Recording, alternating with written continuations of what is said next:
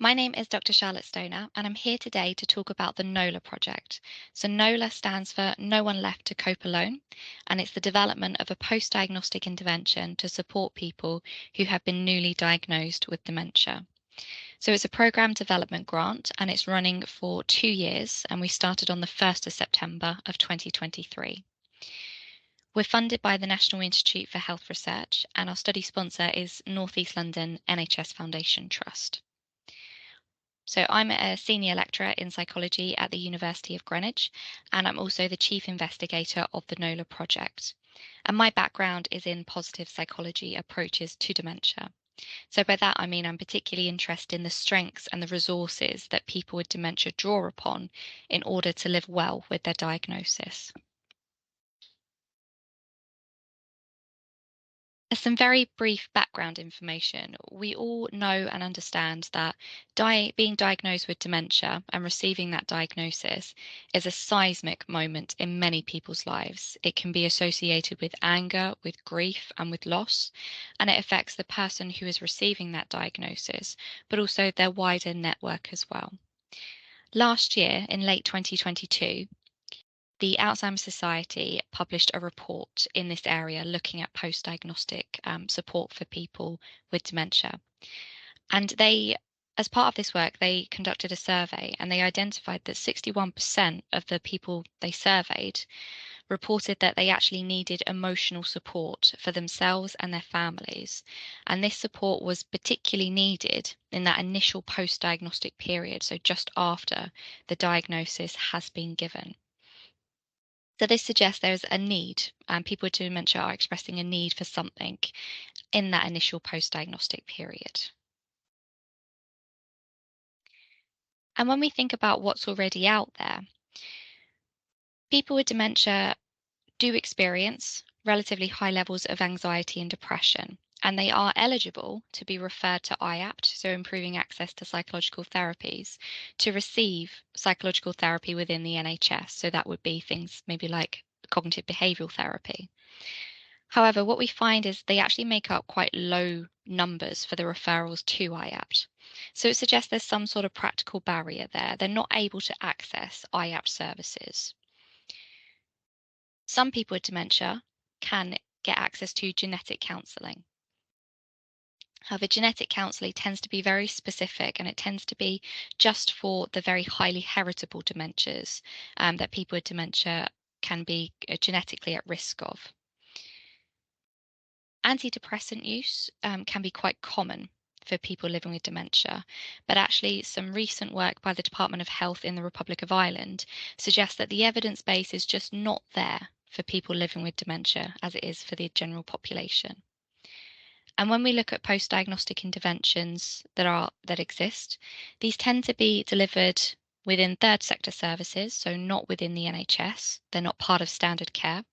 And they're around very practical things like advanced care planning, finance and legal matters, which is obviously an incredibly important area. But taken together, it does suggest that there is something lacking in that initial post-diagnostic period to help people adjust psychologically to the impact of a dementia diagnosis. And that's where NOLA comes in. So our aim is to start this work. We're looking at developing the evidence base for a novel post-diagnostic intervention to enhance well-being and psychological adjustment in people who are adjusting to a newly given dementia diagnosis within the NHS. So there are a few key components there. The first one is positive psychology frameworks. So we're not just looking at kind of mitigating loss. We want to take that initial post-diagnostic period and develop something that actually enhances well-being, resilience, and adjustment. Because it is around the point of a dementia diagnosis, it is absolutely essential that there is a real focus on patient and public involvement and engagement throughout this work. So we'll be using that as well, and I'll talk about that a bit later on. And then finally, thinking very specifically about NHS, about memory clinics, about care pathways, and implementing something in routine care for people with dementia. We're going to do some implementation research around this area. And again, I'll speak about that in a little bit more detail later on. And all of this is underpinned by the Medical Research Council framework for developing complex interventions. So that's our overarching framework that we'll use to do all of this development work. And this is a snapshot of NOLA, what we're going to do over the course of our 2 years. So in our phase 1, we're looking at evidence synthesis. So we're going to do some systematic reviews. And again, I'll talk more about those later. Before we move on to phase 2. So in phase 2, this is the start of our research studies, and we're going to be doing 2 qualitative research studies.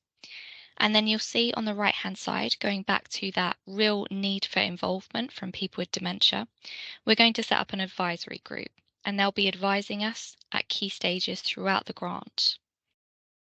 So currently we're in phase 1. And we've made some real progress with Systematic Review 1. So this is looking at therapeutic interventions for psychological adjustment to physical or mental health diagnoses, with the idea being that we can pull some of this evidence and we can learn from other populations as to what works for psychological adjustment, and we can make recommendations for our new intervention for people with dementia. So we registered this review on Prospero, and we're currently at the full text stage. So screening is being undertaken by myself and also my co-investigator and co-author, Dr. Helen de Gunte at the University of Pelotas. What we're finding at the moment, obviously we're about halfway through the full text screening, so we've got a long way to go. But it seems that a majority of the most transferable results are coming from the cancer literature. So people who have been given a diagnosis of cancer and they are given a psychosocial intervention to help them process and adjust psychologically to that diagnosis. So we can see there are potentially some lessons we can learn from that. Our next stages are thinking about Systematic Review 2 and our advisory group. So Systematic Review 2 is looking at the mechanisms of change in psychosocial interventions.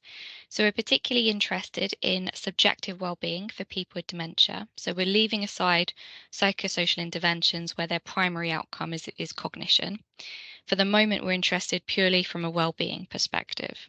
And because there are a lot of these psychosocial interventions and a lot of systematic reviews actually in this area, we're focusing in on that mechanisms of change. So trying to identify commonalities across the interventions that lead to subjective improvements in well-being. And for that one, we're currently writing the protocol. So the protocol's under development, but we hope to start work on that properly by the end of the year. And then our advisory group. We're starting to recruit. So we're looking for people with dementia, carers, and 1 or 2 experts in the field to join our advisory group. And they'll advise us at key stages throughout the grant. And the idea being that the meetings are so timed where we can present the findings of the reviews and research to our group, and then we can work with our group to co-produce recommendations and outcomes related to our post-diagnostic intervention. And then in 2024 onwards, looking ahead, we'll start our qualitative research studies. So we've got 2 research studies. The first one is looking at the experience of receiving a diagnosis and post-diagnostic care. So we're using a combination of local interviews where it will get sort of that in-depth rich data, but are also combining that with survey data from across the UK. The idea being that we get that rich, in-depth data from the in-person interviews, but we also manage to get a breadth of experience and impact, thinking about people with dementia living around the country. And we'll analyse that using a combination of survey data, structured thematic analysis and traditional thematic analysis. In study 2, going back to our implementation research context, we're going to do a study where we're looking at the very practical barriers and facilitators to delivering and integrating this intervention within the NHS. So, as I said, there'll be a real practical focus here, like who's got capacity to deliver it and who would be best placed to deliver an intervention if we were to roll it out across the UK. And again, we'll use thematic analysis to analyse those results. And then finally, our next steps. Because this is a program development grant, it's the first stage of this project. And we hope that by the end of it, we'll be in a position to take all of our learnings and all of our finding and develop a program grant for applied research application. And this is just a snapshot of what that's going to look like. So you can see we retain our advisory board and we would hope to extend it for the program grant. And then we've also got a specific work package looking at how we can improve representation amongst underrepresented groups in dementia research and care pathways.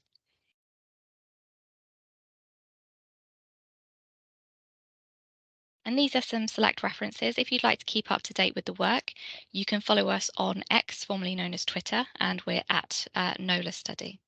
Thank you very much for your attention.